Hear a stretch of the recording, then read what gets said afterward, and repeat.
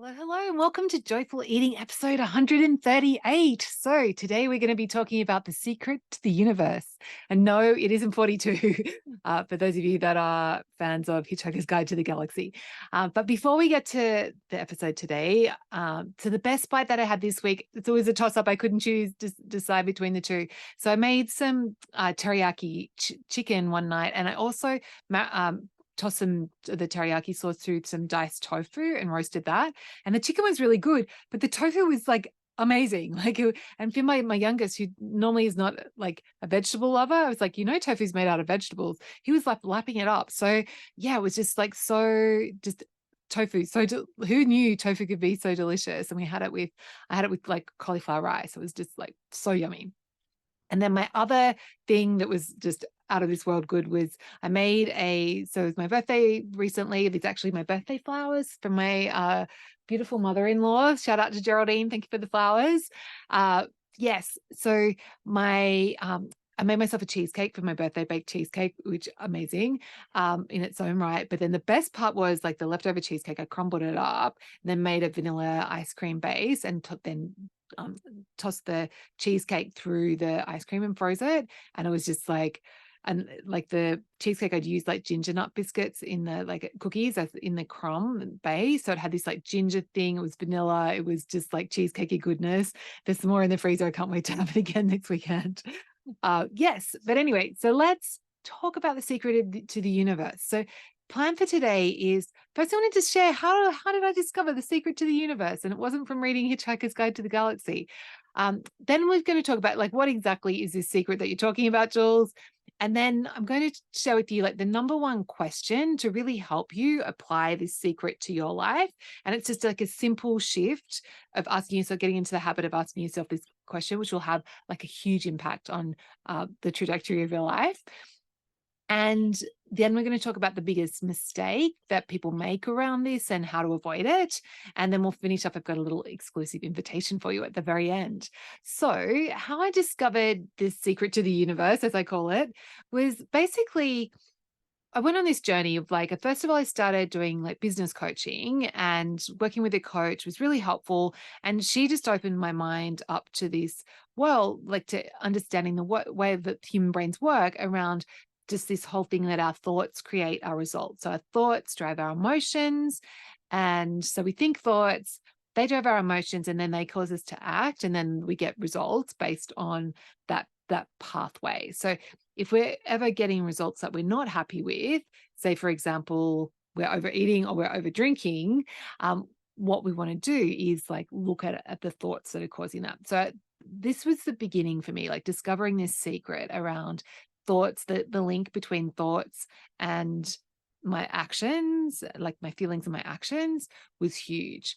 And so like was applying that to my business and applying that in that realm. And I was like, had this idea of like, oh, I wonder what would happen if I applied this to my relationship, first with my relationship with food, and then ultimately with my relationship with alcohol. And it was a lot of trial and error. But the thing that I discovered was that when I was intentional with my thoughts around food and around what I was eating, around what I was drinking, I could actually get to this place where I could find the best of both worlds, where I could have cheesecake ice cream, for example, and also feel good in my clothes, and where I could have like include alcohol in my life, still be drinking, but like by being intentional, it stopped me from going into the over drinking territory. So I was able to like find this like really amazing sweet spot for both of those things, which had been big problems in my life before.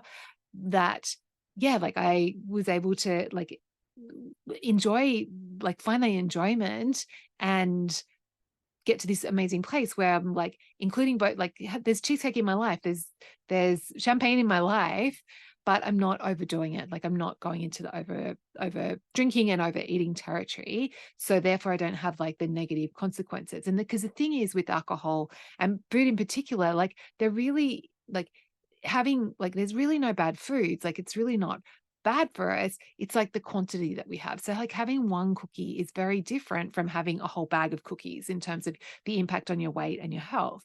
And so this was like this is how I discovered the secret.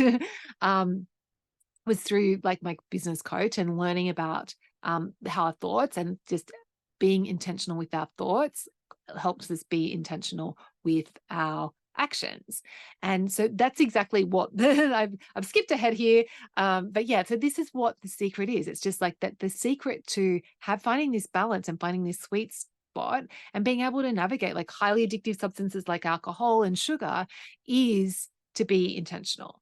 And what that looks like is actually using our rational brain, like using our prefrontal cortex, the most evolved part of our brain, which can plan and can weigh up consequences, using that part of our brain to make decisions around these things, and to think thoughts around these things. That really changes everything. So that was the secret. And the other part of the secret, I did a whole other podcast episode on this. It's called like You're Way More Powerful Than You Think, is that like I discovered that by being intentional with my thoughts, by really harnessing, like using my rational brain more often in my interactions with food, in my interactions with alcohol, it actually like yeah, like that was enough to radically change both of those things, like to be able to find this sweet spot. So like using our rational brain helps us make better decisions.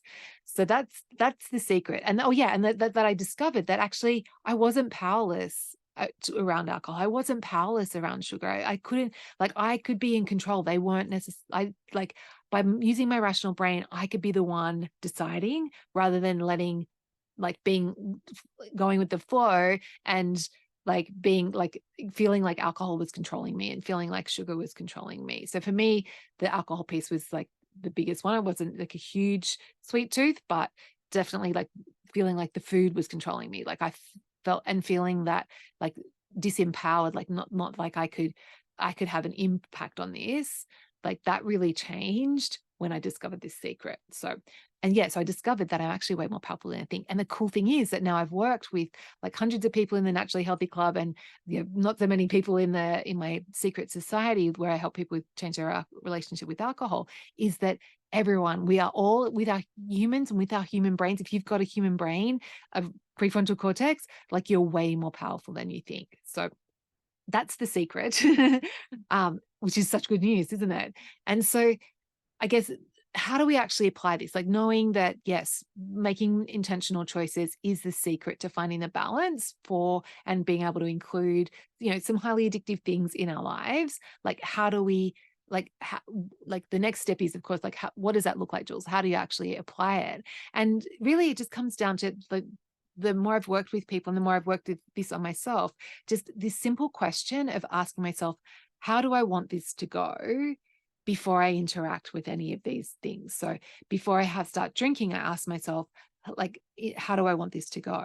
And that just, when I ask this, it just gets my rational brain, and you'll find that the same thing happens to you. Like you answer that with the more rational part of your brain, and it gives you, like, you set yourself up for success, because you're like, oh yeah, okay, I don't want to get really hammered. I want to just have a couple of glasses and enjoy it. And so you, like, because you've like set that intention, then it's way more likely that the evening will progress in that way. And maybe sometimes, like, you might set the intention, oh yeah, I just want to have one glass, or I just want to have two glasses, and you might end up having one more, but that's still not going to result in you having a hangover and having, like, feeling really gross the next day. Whereas if you hadn't set the intention, if you hadn't asked yourself how you wanted to go, anything could happen. So it's really random. So it's like, you don't have to do it perfectly. And it doesn't mean that you're always sticking with your intention, but it does have a huge impact on the total amount that you're drinking. And same applies for food. Like if you're asking yourself, I do this all the time. Like when I walk into the kitchen at night, because I used to have a big problem, and it still comes up for me sometimes, like last night. But on the nights where I ask myself, how do I want this to go before I start cooking, then I'm way more likely to go, oh yeah, no, I don't want to be picking too much. I might have a snack on some cabbage or whatever it is, but I don't want to be picking too much because I want to sit down and enjoy my dinner. So really, like, all these words, Jules, is just to say, like, this thought, this asking yourself this question, how do I want this to go, is the superpower. And you can use this in, like, beyond food and alcohol as well. Like if you're thinking about like your work day and your relationship with time, like how do I want this to go? Like in terms of like, what am I going to work on? You could use it for other things as well. So like this bringing in intentionality into all areas of life is so amazing. And even like relationships, like if you're like having an argument and you just pause and go, well, how do I want this to go? Like that just gives you that pause for your rational brain to come on and to help you like be in a more positive problem solving mindset, so that you're less likely to just go and be all in that reactive mode. So yeah, it puts that space, this question puts that space between being reactive and like just going along with the flow, and actually making the choices that feel good for us both in the moment but also in the long run as well. And so that's the question, like, how do I want this to go? And if you take nothing away, like the thing I would really recommend taking away from this episode is to start practicing that thought, playing around with it. Like next time you like, say you walk into the break room and there's donuts there and you hadn't planned on having any donuts, but then you like got this urge to have the donuts, you can just ask yourself, like, how do I want this to go? And just see what the answer comes up. It might be, you know what, I haven't had a donut for a really long time, and do it. And you can have the donut.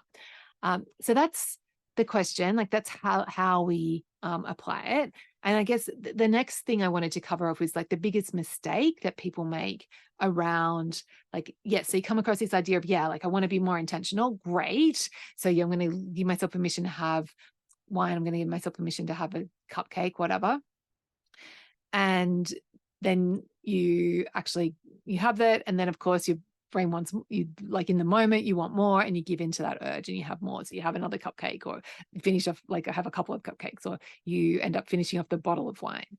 And so the biggest mistake that people make with this is when you start trying to be intentional, is expecting it to be perfect, expecting yourself to like get it, like to set intentions, stick to your intentions, and it's all like everything's lined up perfectly. And of course, what happens is like, part of messy being human is like, of course, like that's not how it plays out. But so the mistake people make is that when you do fall into that place of not sticking to your intentions, of then using that as like the story that you tell yourself, like the meaning that you give to that when you don't stick your intentions. If you start going into the story of, oh, see, I can't be trusted. I knew I couldn't be trusted with that wine. I knew I couldn't be trusted with that chocolate, whatever. And like letting that be evidence that you aren't powerful, that you can't do it, that setting intentions won't work for you. So that's the biggest mistake that people make. So what we want to do instead is look at that story. So when you mess up, go, oh yeah, of course, like this is going to happen. Yeah, Jules said this would happen. There's going to be times where I set an intention and I don't stick to it. It doesn't mean, I don't have to make that mean I'm a failure. All I can make it mean, all I want to do is just bring the curiosity and go, oh, there's something for me to learn. Like, what do I want to do differently next time, now that I know what I know, from this experience. So there's no judgment, there's no like giving up, there's like just this curiosity of like, oh yeah, okay, of course. And there's this kind of self-kindness as well, like this self-compassion, like of course I overdrank, that's going to happen, like alcohol's a highly addictive substance, but what can I learn from this so that next time I'm in that situation I can do it a little bit better.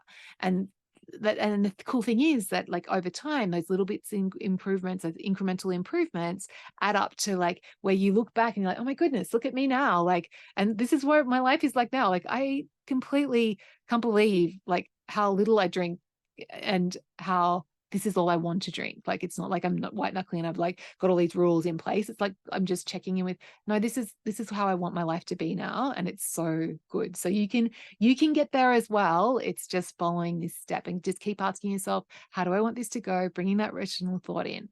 So that's the lesson for today. So the thing I really invite you is just like to start experimenting with this thought.